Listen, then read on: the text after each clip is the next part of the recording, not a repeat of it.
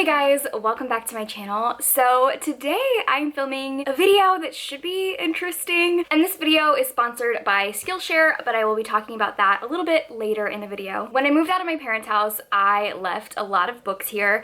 They were books that I wasn't necessarily ready to get rid of right at the moment, but they were ones that I wasn't super drawn to. So while I've been here, I went through all of those books, and most of them I am like ready to get rid of, but I pulled out 4 that I'm still unsure if I want to get rid of them or not. So I figured today it would be fun to read the first chapter or first couple chapters of all these books and then decide if I want to keep them. Now, all of these books are pretty hyped. They're ones that I know people really love, which is why I've been holding on to them. Let me just show you the books that I've chosen. The first one is The Night Circus by Erin Morgenstern.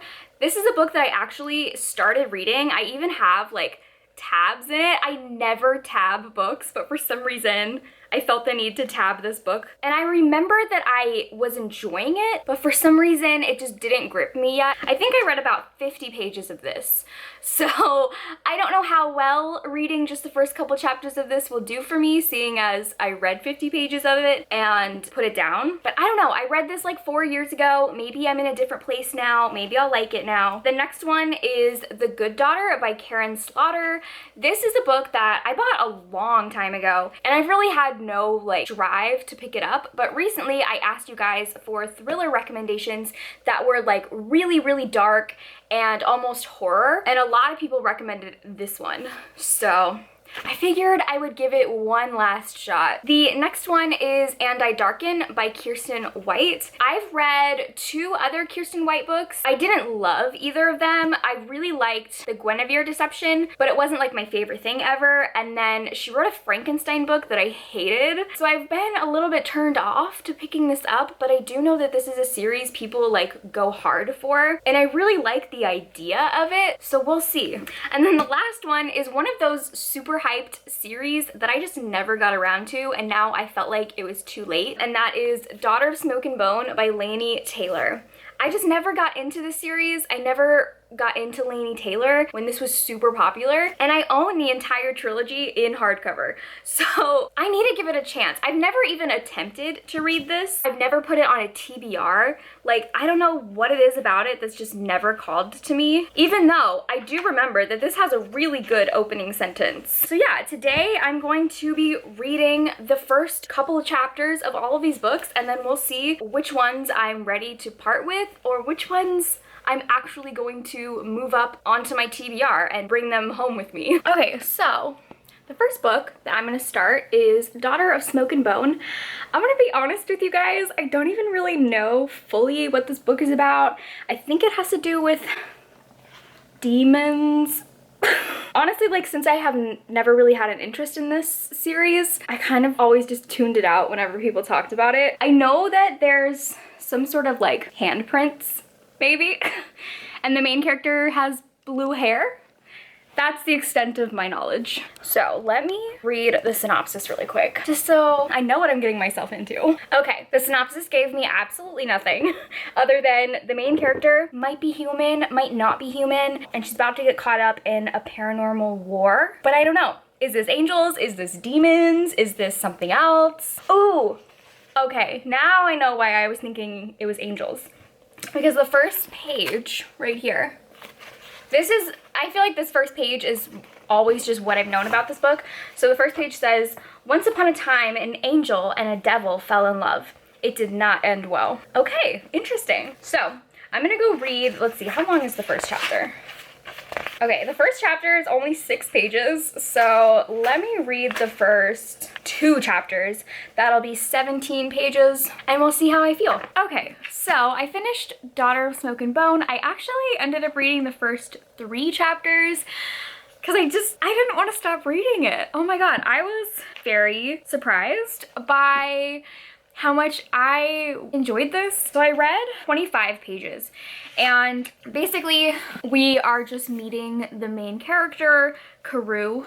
Karu, not 100% sure how you pronounce it, but she lives in Prague and she is an art student, and there's a lot of very strange things about her, like she's covered in tattoos and she has blue hair that she says is natural, it just grows that way, and she also draws a lot of very strange characters that she also says they're real. So she's an interesting character. In these chapters, she's basically dealing with her douchebag ex-boyfriend who won't leave her alone and won't take the hint or the message that she wants nothing to do with him. And he ends up showing up at her art class to be the nude model that everyone is drawing.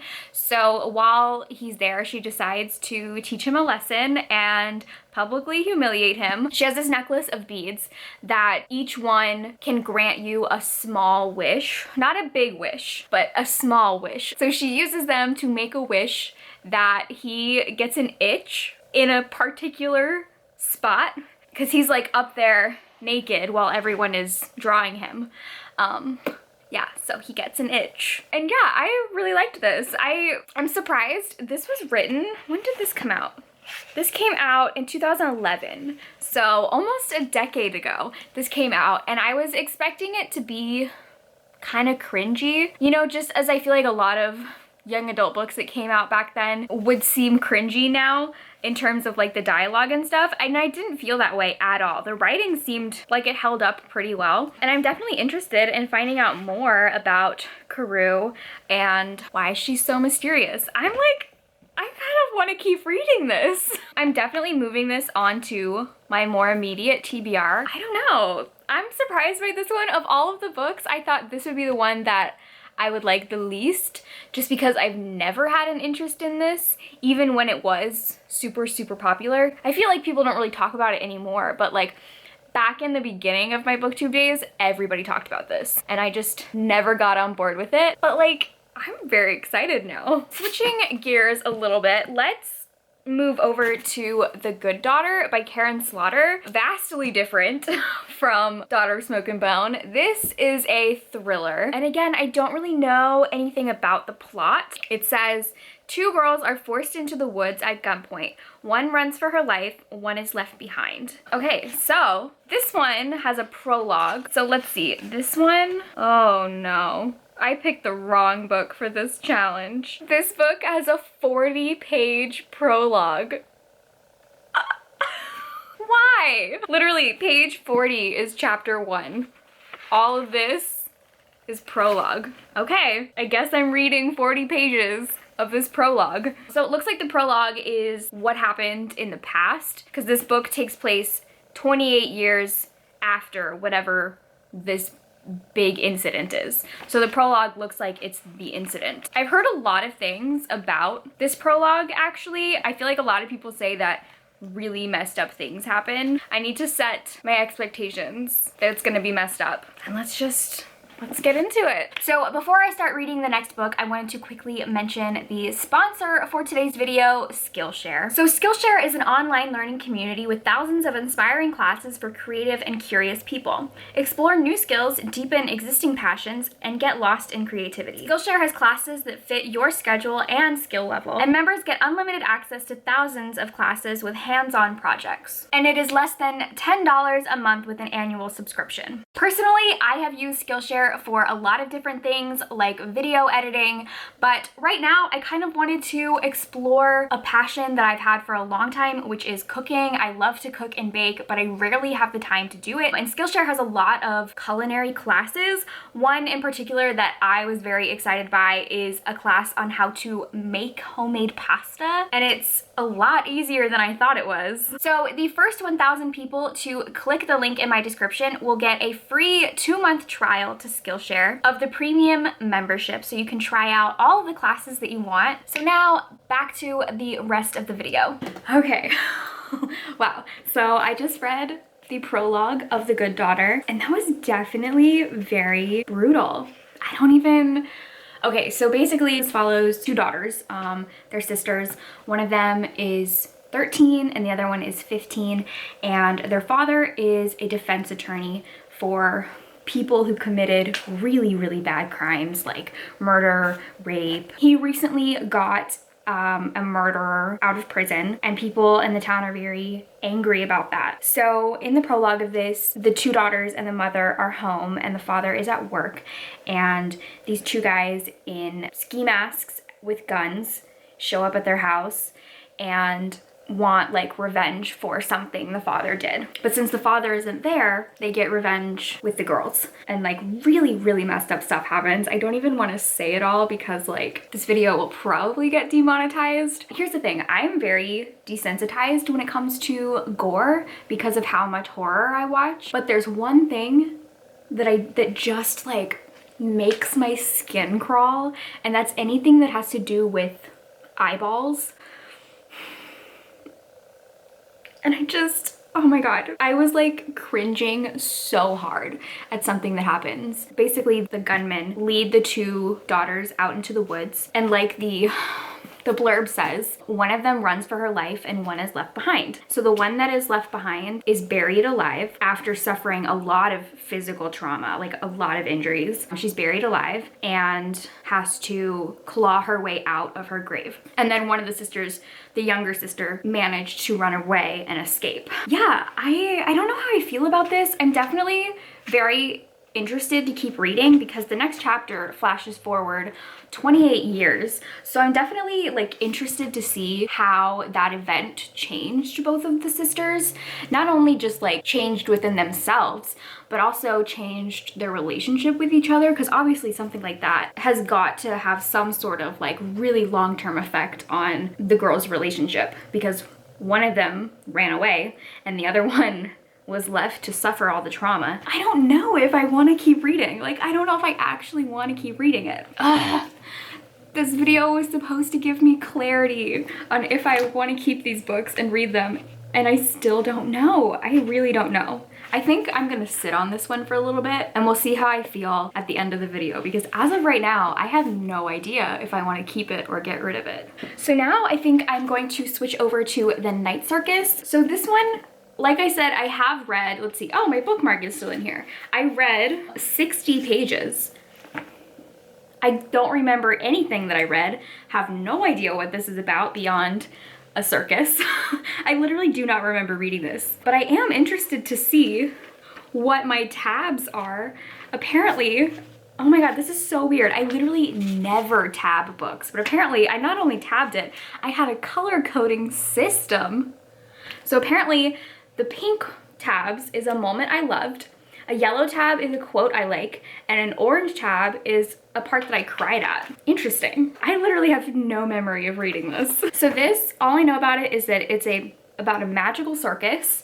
I think there's like two dueling magicians, but let's see, how long is the first chapter? Okay, I'll read the prologue in the first 2 chapters, so that is up to page 25. And within those pages, I have 3 yellow tabs.